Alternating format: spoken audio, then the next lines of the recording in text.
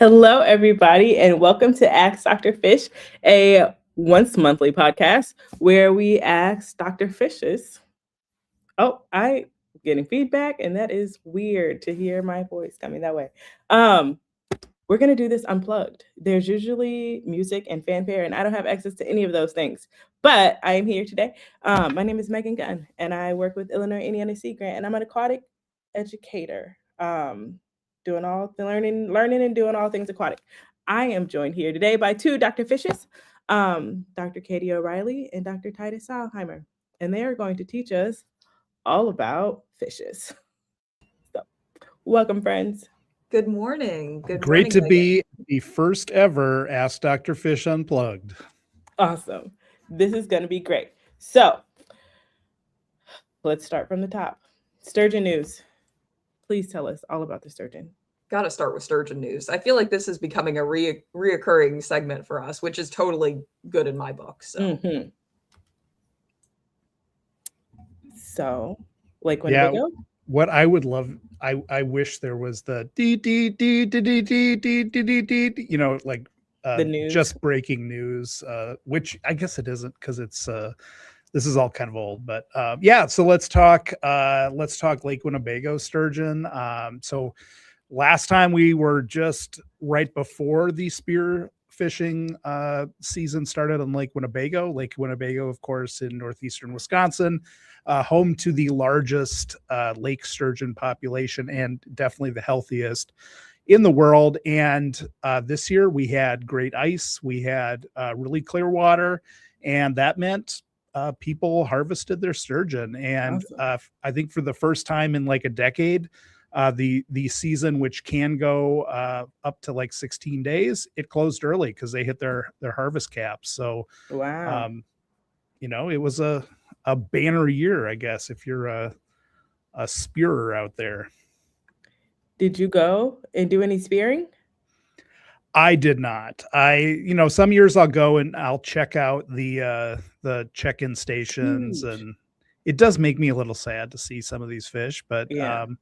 Actually, the husband of one of my colleagues, Ann Moser, her husband Mike actually speared a fish himself with one of their friends. They went out and they both got sturgeon. So wow, I am looking forward to picking up and trying to smoke some of it in the future. So we're gonna see how it tastes. Are you gonna make any fish leather with all of that skin? Well, apparently there wasn't any skin left over, unfortunately. So I wish I could. I would like to try sturgeon at some point. I actually have I've got sucker and salmon tanning right now as we speak. So yeah. That's incredible. I feel like you've given me more questions than answers here. How do you tan the fish leather? I mean, I know we're going off topic from sturgeon breaking news, but I mean, hey, you can. I think it's it went from sturgeon to sturgeon skin to tanning. So I think that's a natural progression. Yeah. So I actually did this last year. It was about a year ago. We started trying it out. And it's similar to the leather tanning process. I mean, it's just you kind of do prep on the skins. The first step is like getting the skins, and the ones I have right now are salmon that we got in our community supported fisheries box, and I took the skin off those. And then the suckers are actually some suckers I found at the creek where I do monitoring, because someone had caught them and left them on the shore. And I was like, well, these look pretty fresh. And so I'm the guy who went there with a bucket and put these fish into it and then took them home and took the skin off. So yeah, so you do some prepping, you take the scales off the skin, and then there's a few different stages, some pickling and some what's called batting, where you use this enzyme to kind of remove a lot of the kind of smelly bits. And then right now it's in oak gallnut extract, which is like a high tannin thing you can use to tan leather. And yeah, it'll be I guess I'll have to remember next episode to bring in some of this leather, and look at it. So you absolutely have to bring it into the next episode. I'm so intrigued now. As you were talking, I had a little bit of a, it gets the lotion on the skin moment, but this is fascinating. Sorry, we can return to sturgeon news, but we needed a quick detour into that. The wonderful world. Leather this year. I don't have fish leather pants yet, but that is my my kind of request. Or I've like tan leather now, fish leather. I've got a bunch of different species, but it's the what do I do with it now step that we're still kind of stuck at. But you can make pants with all these different fish leathers that you have. That is true. It could be like from the hippie days where they're all different colors and different styles. And yep, be perfect. Titus, I heard you helped with a new book. And other sturgeon news. Yes, more sturgeon news. I know, this. So this is, we'll kind of wait for it to pop up, but this is a new, it's a book for, so it's based on our previous book from Wisconsin Sea Grant that we put out. This was before I started, but People of the Sturgeon was kind of this, photo journey telling the story of sturgeon conservation. And so this new book, again, I'm gonna call out Ann Moser, our water librarian at Wisconsin Sea Grant. She kind of had the idea that, we needed a middle school kind of targeted book. And so she went to the Wisconsin Historical Society Press, and then they put out a call for an author, and Becky Wojan was the author, and she's written several kind of children's books in the past. And it tells the story of, the sturgeon conservation story that makes these spear fishery in Lake Winnebago possible. It also goes in, so sort of the cultural importance of sturgeon to the Menominee people, that's an important part of it. And then into, kind of the conservation in the past that allowed for these sturgeon to have a really robust population in Lake Winnebago. And then kind of the future, because Great Lakes sturgeon populations are estimated about 1% historic levels. So this is kind of the conservation future, and it kind of talks about a lot of the work going on with things like streamside rearing trailers to get these sturgeon back on their feet. So it was really kind of fun to be there and help out, just kind of giving a critical Dr. Fish eye, which is that's my critical Dr. Fish eye. There's another t-shirt that we'll sell in our Ask Dr. Fish store. But so it's a neat book, and it does, I think adults would enjoy it, but it's kind of targeted to middle school age folks. So that's incredible. Thank you all for your good work. Yeah. And I think that's super cool too, because if we think about, that stat you just said, 1% of historic populations, chances are, if you're in the Great Lakes region, you may not have ever seen a sturgeon in the wild. Maybe you've seen it in an aquarium. So I think, by having a book like this, not only, the educational part of it, but just kind of that like sense of wonder of like, oh my gosh, this is such a weird, cool looking fish that I didn't know, potentially was in my backyard. So kind of that inspiration,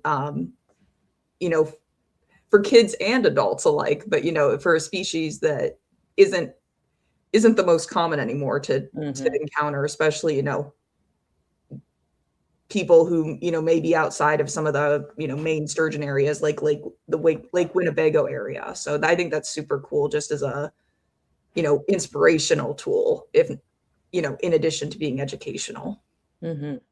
Yeah, there's definitely the kind of the stocking aspect of putting these little sturgeon out, and the story that they tell in the book is about the River Edge Nature Center, which is north of Milwaukee. And so they have this little mini hatchery. Basically, they grow those fish up, through the first year, and then in like late August, early September. They have Sturgeon Fest, which is, down on the harbor. It's at the School of Freshwater Sciences in Milwaukee at UWM. And, you can adopt a sturgeon and you get this cute little sturgeon in a bucket and you get to carry it down there and, you can pick it up and release it. And it's, really cool to, be a part of that where you're, putting this fish that's less than a year old, but could live, 100 plus years potentially. So you're like, I've got teenage sons, but, I've also released these sturgeon into the wild. So, maybe they'll cross paths someday, like 70 years. I thought you were going to say something to the effect, Titus, that I have teenage sons, and then I also have my small sons that I've released into the wild. Absolutely. And I have the pit tag numbers for some of those small sons, which, if those fish get scanned someday, I can actually, track them back to, here's the fish that were released, this year in this location. So that's awesome. I have a quick question. So the fish, that was pictured on the cover of the book, how old would you say that fish was? And how big is that fish? If it was in real life? I mean, we have there are, just thinking back to the Lake Winnebago sturgeon, the spearing season this year, and they had a fair number of 100 plus pound fish that were speared. And I think the biggest they've seen in the Winnebago system is over 200 pounds. Wow. And they can be, 6+ feet long and over 100 years old. So, they are old fish. They can live a long time. Yeah, I was going to say, I'm pretty sure this year the largest captured in the Winnebago system was 148 pounds, which is still nothing to sniff at. But you're talking a fish that has seen some world events for sure. Yeah. Massive. Okay, on to our next topic. Yeah, that sturgeon that was there is just a tiny one at 86 pounds. So that was a big fish, and you can get twice as big. So yeah. I mean, if you told me that fish was 150 pounds, I would believe you easy. Yeah. Goodness gracious. But okay, get that bag limit. Please tell us all about how Minnesota DNR works how they configure these limits and what all of this is about. Yeah, so this is actually probably a good segue. We were just talking about harvesting sturgeon and thinking about what goes into the process of determining, one, whether or not you can harvest a species of fish, and two, how much you can harvest. So the context for this is that the Minnesota Department of Natural Resources recently proposed some what are called harvest limits or bag limits for native rough fish species. And so there's a couple terms there that are a little weird. First off is, what is a native rough fish? So these are species that traditionally haven't been thought of as sport fish. So things like bowfin, carp suckers, kind of the somewhat undervalued fish that are still native species. And in Minnesota, there was an effort back in 2024 from the state legislature to put in a statute that gave those species a little bit more of a, I don't want to say spotlight, but essentially elevating them to the status of native rough fish to distinguish them from things like common carp that are non-native. And so that was a long-winded way to get to this point that now Minnesota is trying to propose some limits for these species that have not had any harvest or bag limits before because they were seen as undesirable. And so, when we're talking about limits, there's different terms like bag limits, harvest limits, possession limits. And all that to say is that there's different, depending on the state, there's different amounts of fish you can take in a bag would be like how many fish you can harvest in a day, versus possession is like how many you can have on you at one time, including in your freezer.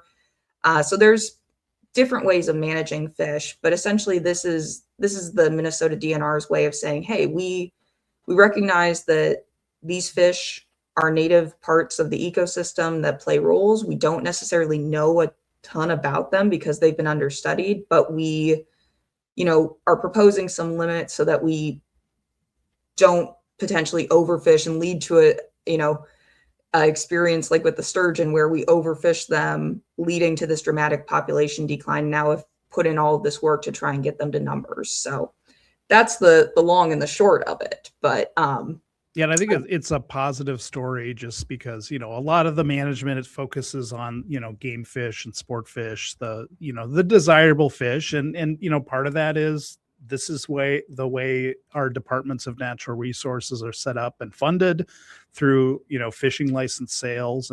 But I think it is, kind of just a greater, maybe enlightenment about the, the value of these fish species, ecologically, but also, even as sport fishing, like people are targeting, things like suckers and bowfin and finding value in them as a sport fish now, increasingly. So, I think it's pretty cool. And we're coming up on spring here in coastal Lake Michigan when the suckers are going to start running, and there's going to be people out there at the bridges, netting these rough fish, catching these white suckers, and they'll pickle them and eat them. And, so it's, there's definitely different kind of values for some of these fish species as well. So, always fun to see people eating different, less typical fish too.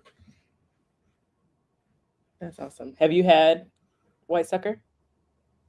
I have. I tried it once. It was, it was like, it was pickled. So it was, it was good. It was very flavorful. That is, something that I guess I'd be interested in trying it a little more. Like that would be kind of fun, but then I would have to go get those fish and, and not just use them for fish leather. Yes. The fish that I find on the stream bank that I then turn into a beneficial product. So I love that. Okay. Anything else you want to tell us about bag limits or sport fish? I'm just thinking, I guess in the moment, I'm thinking as an 8th grader that may not understand why people sport fish or what the draw is about fishing maybe in general. Could you talk a little bit about why people sport fish and why it's a big deal? Yeah, who wants it? Katie, you want to tackle that? Yeah, I can jump in. I mean, I think everybody's got kind of a reason for why they enjoy fishing. And so when we say sport fishing, that's more so on the recreational side of things rather than, commercial harvest. But, when we say recreational, that can be, going out to enjoy nature for a day. The joy of catching a fish, catching it for, the fact that you can cook it up later on, for dinner. So I think there's all kinds of motivations for why people fish. Sometimes it's to spend time with the family, go out and go fishing together. And I think that part of the reason there are things like limits on different species of fish is so that regardless of what your motivation for fishing is, you can go out and actually catch a fish, that there's some sustainability in it, that you're not completely depleting a local lake or pond of fish. So, I think everybody's got their own motivation for it, but the reason we, and by we, meaning Department of Natural Resources, has to do things like put in regulations is that so we can all enjoy this resource, now and for our kids and our kids' kids. Yeah, I'd say it's a challenging job definitely for the management agencies to, like in Minnesota and Wisconsin, there's tens of thousands of lakes, and they can't be physically at every lake every year. So they're, doing the best science, visiting a lot of these lakes, especially the more popular ones, every 5 years or 10 years, and, trying to track the populations and, setting those levels so that they can, keep the population sustainable and healthy. But there's a lot of kind of outside factors too. There's nutrient runoff and, algal blooms and changes to habitat. And, so it is all, it makes it kind of a difficult job, but we have great fisheries here in the Great Lakes states. So I think we're doing it pretty well. Yeah. And just building off what Titus said there, not only is it all these like environmental factors that have to go into consideration, but there's oftentimes competing human factors. So, you may have one group that really likes bass in a lake and another group really likes walleye. And so then the management agency is getting, kind of competing goals for how they might manage a lake. Like if you need different things to help support a healthy bass fishery that maybe don't mesh as well with supporting a healthy walleye fishery, it's like balancing that. And then you're going to have one group that is unhappy and one group that maybe is a little happier with you, but not an envious position to be in as a manager. Yeah. And then, bass walleye, like that is, like there's more of a catch and release, kind of ethic for bass fishing where you catch the fish, you let them go. So you're kind of maintaining that population. And then for walleye, it's more of a, people want to catch those so they can eat them because, eating walleye are delicious. So, so that is a challenge as well. And probably a good segue to eating fish, right? Yes, it is. Ready for it. Oh, wait, can't go there first. We have a question. Is there white sucker in the McDonald's fish fillet?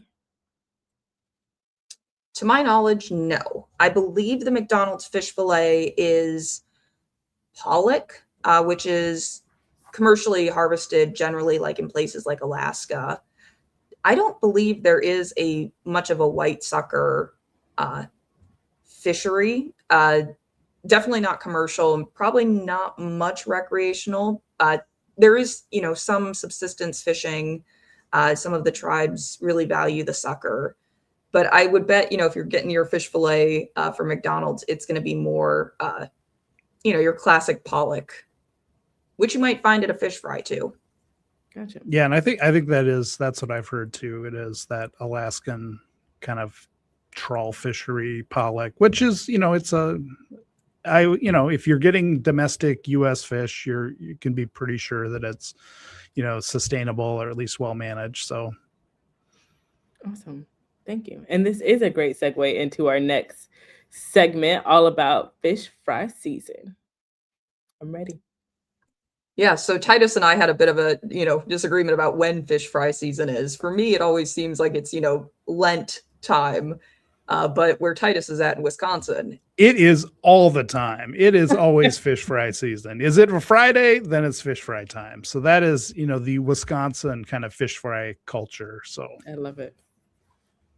Yeah. So, I mean, I think that when we talk, we got this big topic of fish fries, there's the fish side of things, but then there's also kind of the tradition side of things. And so here in the Great Lakes region, there is, I would say obviously centered in Wisconsin, but places like Michigan have this culture of having Friday fish fries, both as a communal event, but, also oftentimes associated with like Lent. So some, Catholic immigrant traditions. And, you're the type of fish you're going to find at a fish fry can vary. We talked a little bit about what's in the fillet of fish, but things like cod. If you're in the Great Lakes region, you might be a little luckier and have something like walleye or perch, bluegill. So it can vary, but generally you're going to have the fried fish and the fixings like the fries, coleslaw, potato, good hearty Midwest food. You got to have a slice of rye bread, some coleslaw, side of potato. Like where I'm at on coastal Lake Michigan, there was, I think it actually, some of the traditions go back, there is Lent where you're not eating meat, so you can have fish on Friday. I think, I don't, it's not my thing, but I know during Prohibition as well, like that was a thing that, they couldn't serve alcohol, but they could kind of bring people in with fish on Friday. And, we had this big yellow perch fishery in Lake Michigan in the past. And that was, a lot of kind of local perch, which, connects up with the folks here who still want perch. And our Lake Michigan perch fishery has really kind of collapsed in the mid 90s, the 1990s. And there's still, for us in Wisconsin, there's a small fishery in Green Bay that is still commercially harvesting. So if you go to Green Bay, you might be able to find some local perch there. But a lot of our perch, and actually I had a question from a colleague last week, because they had, Culver's has their walleye is back, and where is that walleye coming from? And for us in the Great Lakes, like there is not really on the U.S. side, at least, there's not a walleye commercial fishery. There are some tribal harvesters might be able to harvest some walleye, or there's subsistence harvest on the tribal side for walleye. But a lot of and so I dug into the data, so I can, I know that where the data is coming from. So we have there's a lot of walleye coming out of the Lake Erie, out of the Canadian side of Lake Erie, especially. So perch and walleye coming out of there. And then we can go over to Manitoba as well. So some of the other Canadian Great Lakes have some pretty big fisheries for walleye there as well. So it's like 12 million pounds out of Manitoba, 12 million pounds out of Lake Erie for walleye. So, lots of those, especially people in like Wisconsin, like you think, okay, and actually that's what Culver's calls it. It's the Northwoods walleye. And, it might be the Northwoods of, the prairies of Canada, but very Northwoods. Yeah. Yes. Not necessarily the Northwoods of Wisconsin. You got to keep going north. Fascinating. So do you think that these two lakes are supplying all the Culvers with their walleye?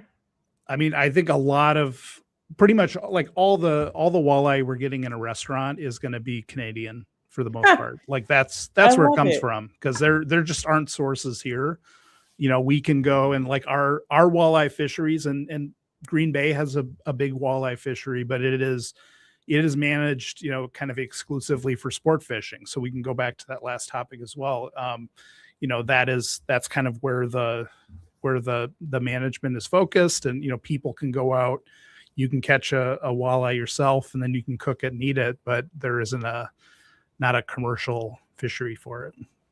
Cool. Yeah. And that's a good point, Titus, in terms of tying in the management side of things. If we think about Lake Erie, they're essentially the states that border the lake are all agree on certain numbers of walleye that can be harvested, and the different jurisdictions decide how that's going to be sort of allotted out. So the Canadian side, focuses a lot more on the commercial harvest, whereas the Ohio side is, very much focused on the recreational harvest. And so again, it's kind of like, what are those priorities of an agency determines what kind of harvest you can do.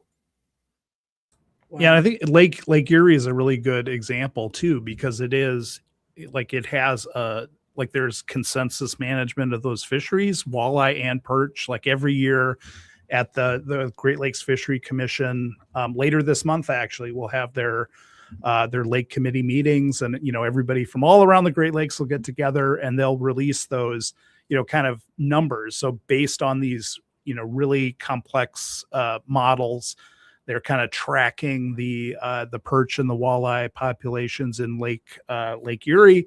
And then they have this press release goes out, and it's the announcement, like, this is the total allowable catch for Lake Erie perch and Lake Erie walleye. Yeah. And then as Katie said, then each jurisdiction has a certain amount of that, and then they can decide, or they, have systems for how that's allocated. So, but it is, all this talk of fish is making me hungry. Yes. Yeah. And I didn't have a big enough breakfast to sustain myself right now. But this is a great segue into So are Great Lakes fish safe to eat? I guess if they're coming like from the Canadian side, but just kind of broadly. Yeah, I mean, that's a question I get a lot, is, is it safe to eat the fish that I'm catching out of the Great Lakes? And honestly, it really depends on not only where you're fishing in the Great Lakes, but the type, like the species of fish you're harvesting. And that's because, some areas of the Great Lakes have more pollution than others. Some places, might have had a legacy of industrial activity that has led to a lot of heavy metals that have been hanging around. And then some species that are higher up in the food chain, so those that are more predators, tend to accumulate more of those things like mercury over time because they're eating a lot of smaller fish. So it generally depends on both the kind of place and the species. So the best advice is to follow whatever your local Department of Natural Resources has, these eat safe guides that are put out by all the different states, I think are really valuable. And oftentimes it's more about like how many servings you can have within a month that keeps you within a sort of safe or lower risk. Yeah, and it also depends on who you are. Like if, me as a man who's older, like has kind of less strict, but if you're, younger, if you're, growing children have kind of more, higher levels of safety they need to maintain. And, people who are going to have, if you want to have children, you probably don't want to load your body up with, potentially PCBs or PFAS, which, isn't great. So, but it is still safe. Like I think that it's a balance. It is really kind of trying, the healthy nature of eating fish, balanced with, trying to maintain lower levels of these contaminants, is, it's a balance. And I think it's a decision that people have to make. And it's a hard one to make too, with seafood, because there's just a lot of fish and there's a lot of variability about where these fish are coming from. And, if you catch it, where it came from. But if you're, buying a fish, like you might not know specifically where it's from. So, yeah, it can be a challenge. And if it's even labeled properly, like it could just, that's a good point too. No control over any of those things. But we talked on Teaching About the Great Lakes, another podcast that we have that you all should be listening to. We've been talking a lot about PFAS recently. And PFAS was scary and it was big and it was never going away. But there's a new study that's saying that the levels in the Great Lakes are dropping. And that's probably going to have some contribution to these fish that we're eating. So can you guys talk a little bit about that?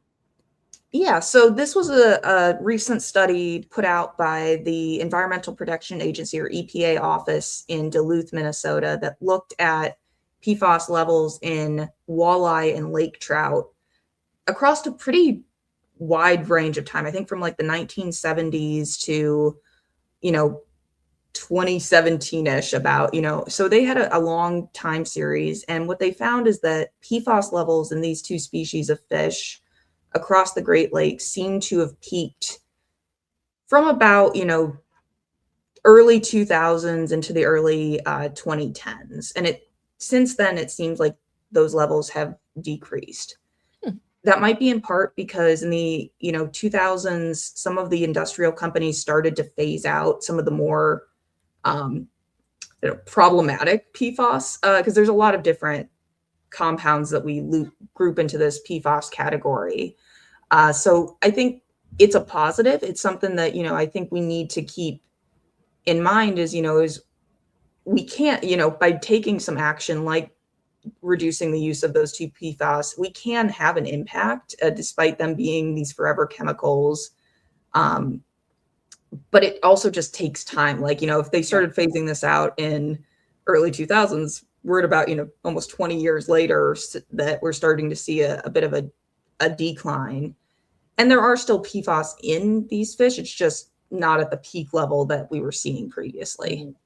Yeah. And this data set, like this is, the kind of advantage, like of things that the EPA can do like they have been collecting these fish from, this is a data set that you can actually, like, you can access it. Like, you can look at this data, and it's, it's like lake trout are the 4 Great Lakes that aren't Lake Erie. Walleye is from Lake Erie. And, this, having this long-term data set, and they, collect these fish every year, they do the same kind of, sampling of them. So, like this study was about PFAS, but they've looked at, they're also tracking PCBs, which were, a legacy contaminant that was really, banned in the 70s, but has, is really kind of persistent in the environment. And, for us in Lake Michigan, the Fox River was a big source of that, but they have recently finished the cleanup of PCBs from there. So, that's a positive. Reducing that source, and, PCBs have been declining in the fish. And again, we have, fish that, like a lake trout, can live decades. Like, they can live a long time. So they can accumulate things like PFAS and PCBs through time.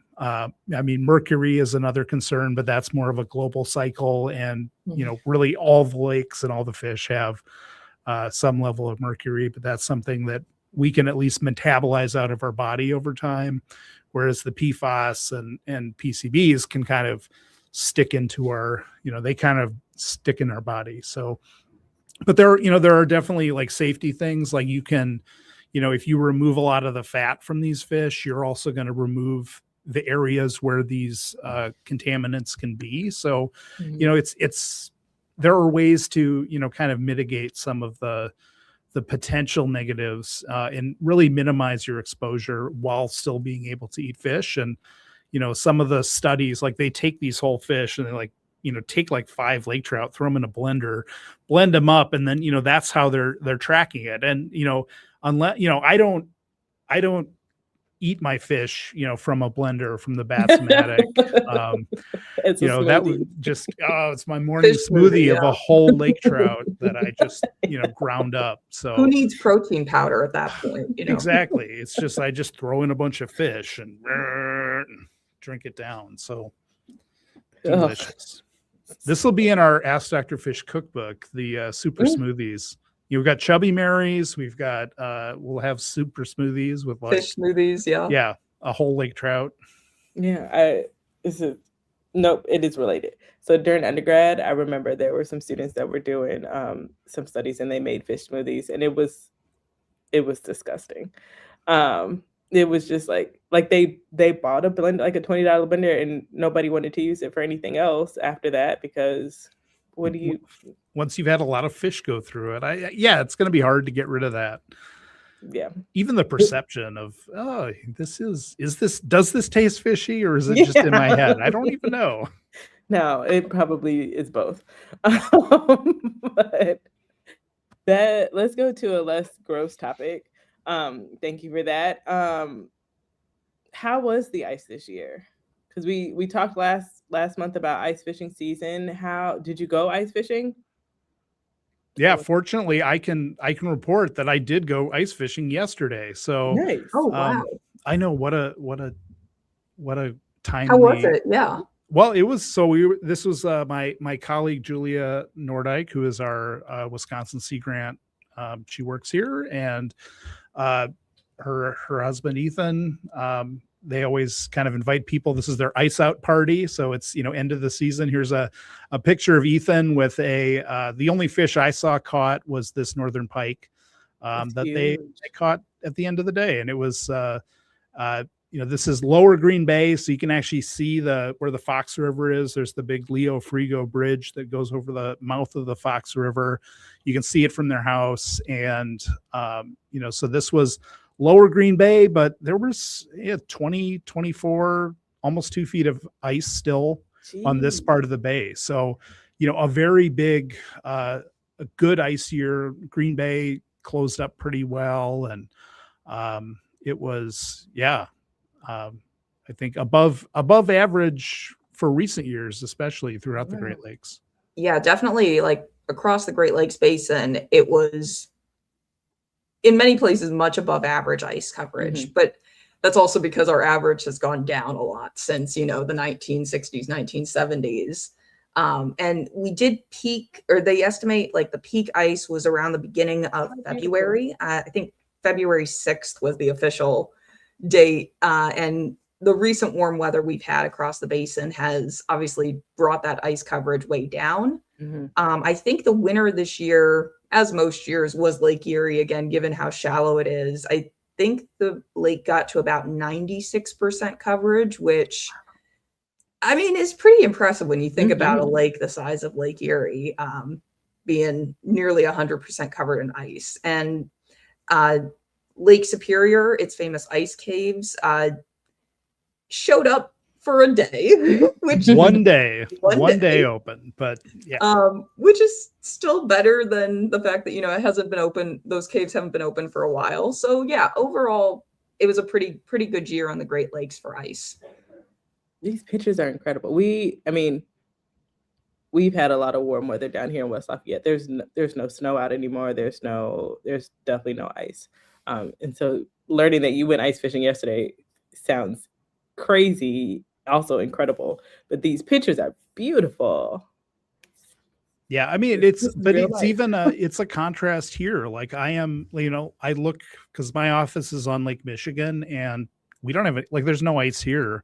And, we had, and like the main part of Lake Michigan doesn't usually freeze. And even, like what was it, 2015, like polar vortex year when it was, we had some pretty cold weather this year, but, it wasn't like that. And, I think we got up into the 70s or 80, maybe even 90% coverage for Lake Michigan. But even that is like this snapshot of here's the maximum ice, but the wind blows and it's always pretty thin. It's not like I'm not going to drive my car to Ludington across the lake. But yeah, it is, so here we've got no snow.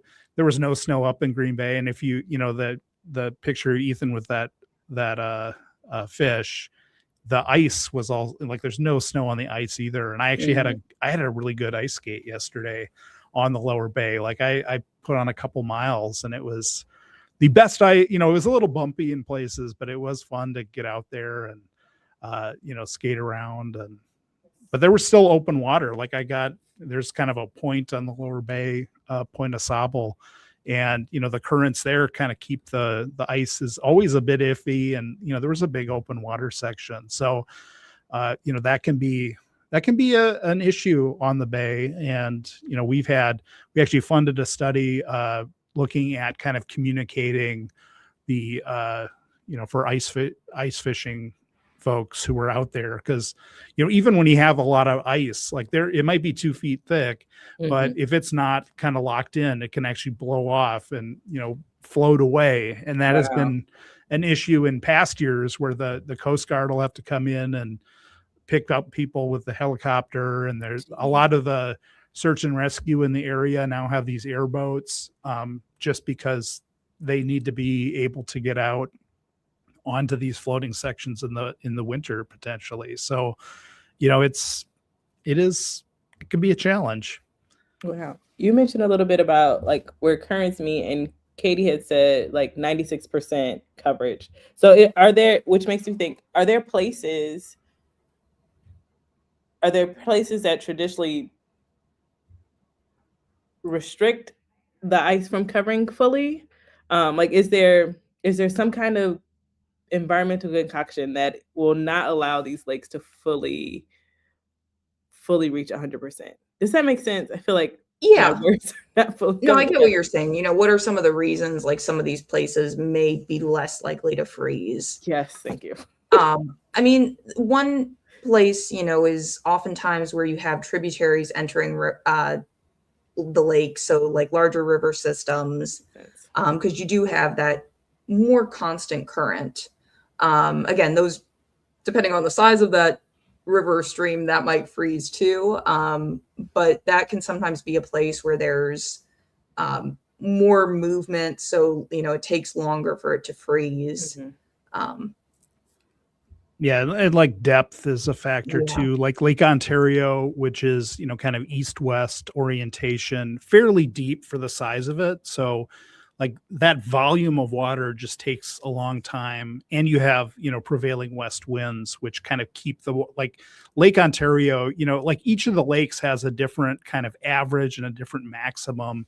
Mhm. And, typically like Lake Erie in the past, because it was so shallow and can cool down a lot faster, would tend to be, like 90% plus was not that uncommon. Mhm. And, the same for like Lake Superior can also get up pretty high because it's so deep and so cold and it's farther north. But, then like Lake Michigan, the main part of Lake Michigan usually doesn't freeze, but then the northern part through the Straits of Mackinac, Green Bay, typically gets a lot more ice cover too. So it's kind of orientation and depth and a lot of factors, go into how much ice you have. But yeah, and then rivers, like the Manitowoc River will freeze, and I've skated it a few times. I know people have biked it in the past, but then you get moving water, and ice is always, you get kind of uncomfortable because, Yeah. you can have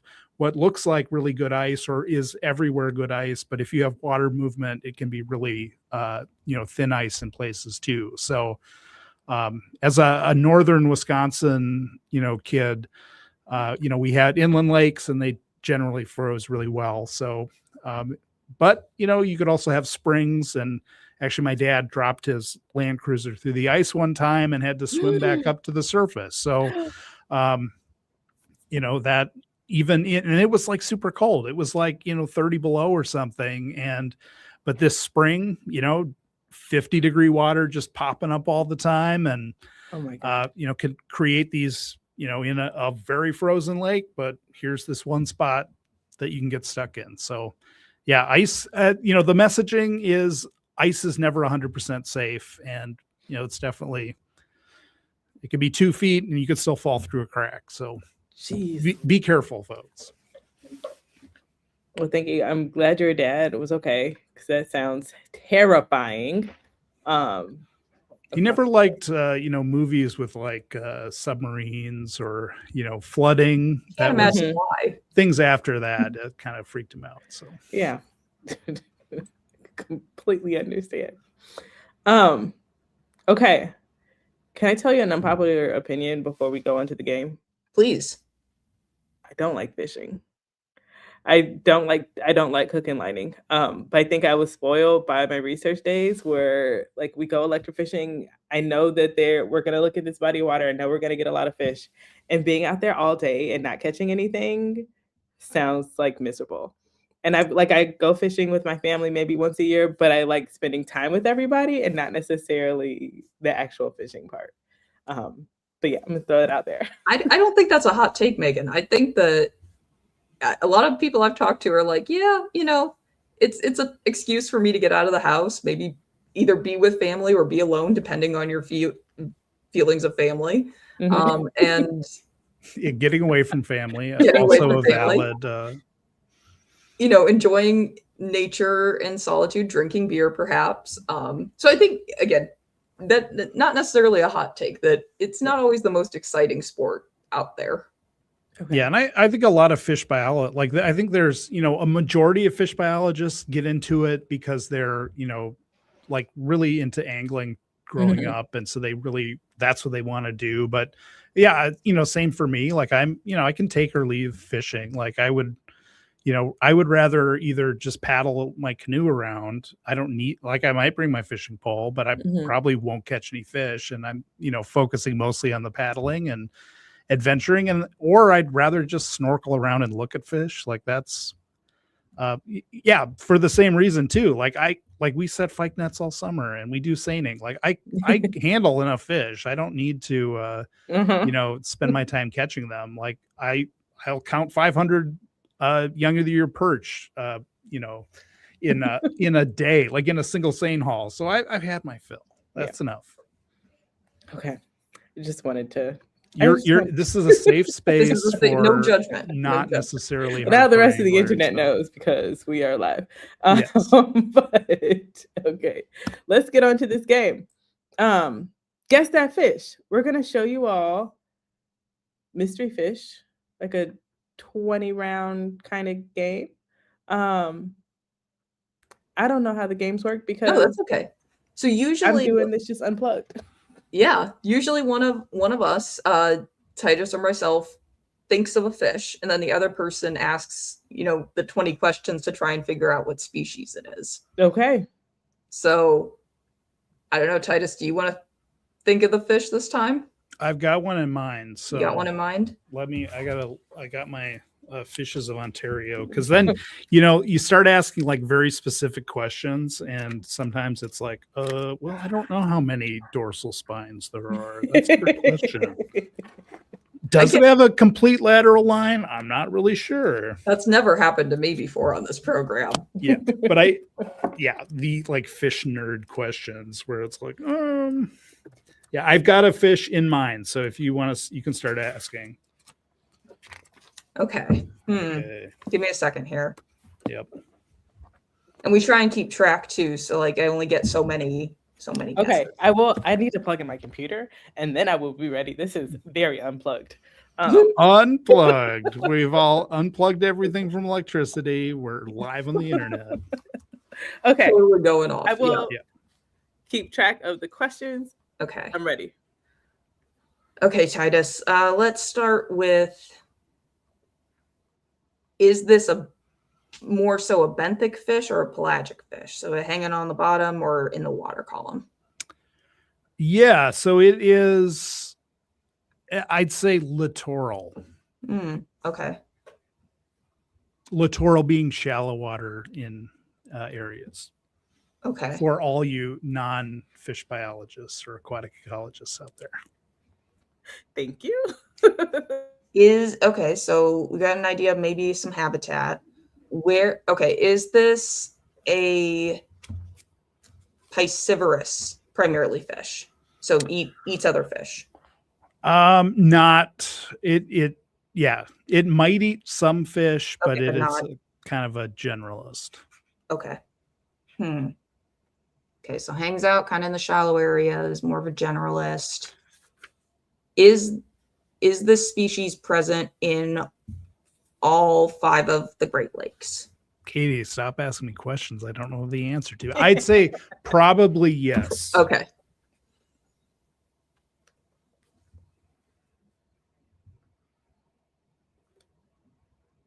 Okay, is this species generally considered a panfish? Yes. Okay, so panfish is typically a species that's sort of what we say dorsally flattened, so looks a bit like a hand, or and is generally fried up in a pan. Fits in a pan. Fits in a pan. Okay, so does this species have a color in its common name? No. Okay.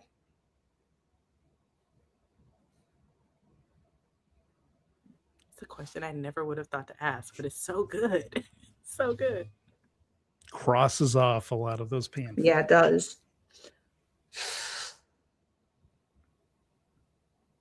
Does this species have a... Well, I don't know. Does that count? Does the species have a plant in its common name? It does not. Okay, crosses out another one.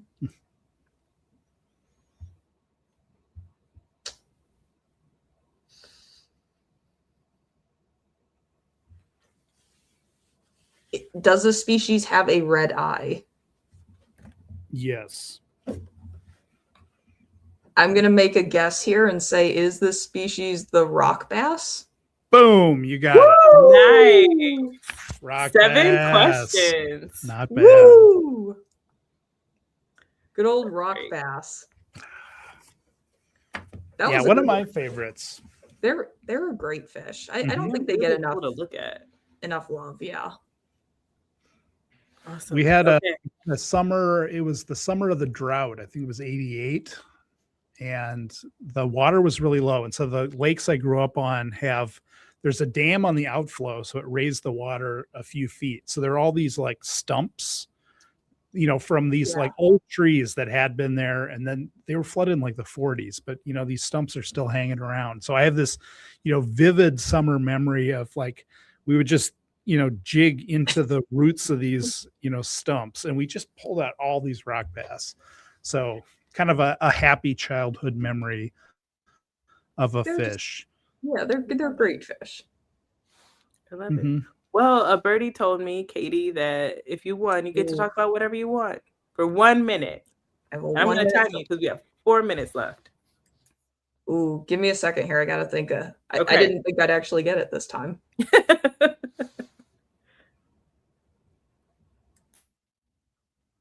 We'll stay on the topic of fish fries, since I think it's very, very seasonal and very apt. So I guess my minute starts now. I'll just say, if you can this spring, maybe try and make it out to a fish fry if you've never gone before. Even if you have gone before, maybe try a new place. I think there's, lots of opportunities if you live in the Great Lakes to be out, be part of your community. If you don't like fish, that's okay. Some places have veggie options, or options that are open for non-fish eaters. But I think it's just kind of a nice way to build community, especially in a time, when a lot of us,